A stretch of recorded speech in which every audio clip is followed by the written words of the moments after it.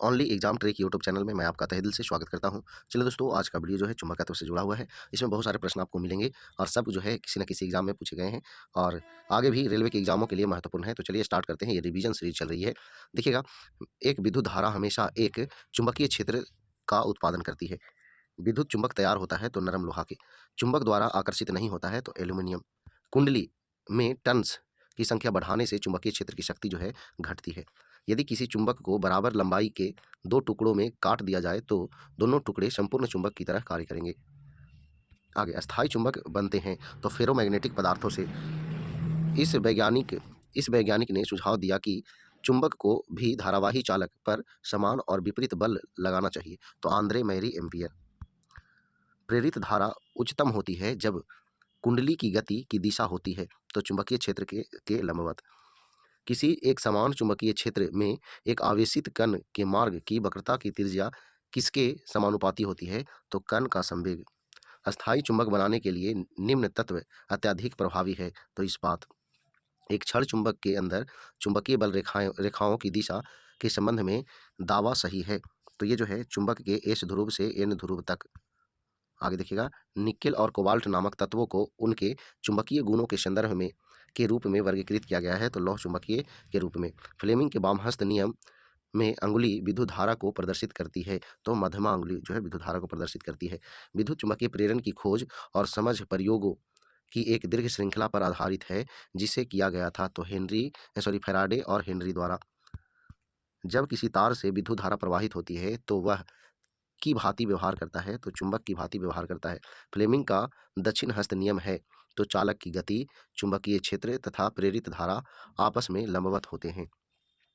विद्युत चुंबकीय प्रेरण की परिघटना तो कुंडली तथा चुंबक के मध्य आपेक्षिक गति के कारण कुंडली में विद्युत धारा प्रेरित करना। आगे देखिएगा, तांबे के तार की एक आयताकार कुंडली किसी चुंबकीय क्षेत्र में घूर्णी गति कर रही है। इस कुंडली में प्रेरित विद्युत धारा की दिशा में परिवर्तन कितने परिभ्रमण के पश्चात होता है? तो आधा घूर्णन। आगे देखिए, एन फेरो वाली कोई कुंडली से उत्पन्न चुंबकीय क्षेत्र एकल फेरे द्वारा उत्पन्न चुंबकीय क्षेत्र की तुलना में कितना गुना होता है? तो एन गुना होता है। जब कुंडली के गति की दिशा विद्युत चुंबकीय क्षेत्र की दिशा के लंबवत होती है तो उत्पन्न प्रेरित धारा का मान सबसे अधिक होता है। वैद्युत चुंबकीय विकिरणों का मान्य सिद्धांत सूत्रबद्ध किया था तो जेम्स क्लार्क मैक्सवेल ने। आगे देखिएगा, चुंबक में चुंबकीय क्षेत्र रेखाओं की दिशा होती है तो उत्तरी ध्रुव से दक्षिणी ध्रुव। किसी परिनालिका के भीतर एक छोर से दूसरे छोर पर जाने पर चुंबकीय क्षेत्र समान रहता है। पश्चिम की ओर प्रक्षेपित कोई धनावेशित कण किसी चुंबकीय क्षेत्र द्वारा उत्तर की ओर विक्षेपित हो जाता है। चुंबकीय क्षेत्र की दिशा ऊपरी मुखी होगी। आगे, कौन सा नियम कहता है कि प्रेरित ईएमएफ चुंबकीय प्रवाह लिंकेज के परिवर्तन की दर या चुंबकीय प्रवाह लिंकेज के काटने की दर के सीधे समानुपातिक होता है? तो ये फैराडे का नियम कहता है। फ्लेमिंग का वामहस्त नियम संबंधित है तो धारा पर चुंबकीय क्षेत्र का प्रभाव से।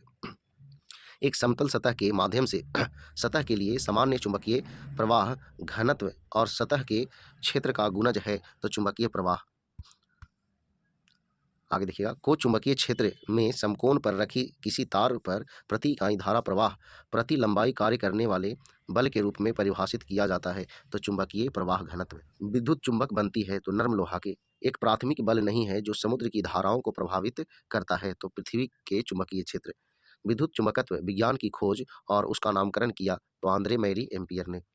विद्युत और चुंबकीय क्षेत्र एवं उनके स्रोत तथा आवेश और धारा घनत्व वाले समीकरणों के समुच्चय को के समीकरण के रूप में जाना जाता है तो मैक्सवेल के समीकरण के रूप में जाना जाता है।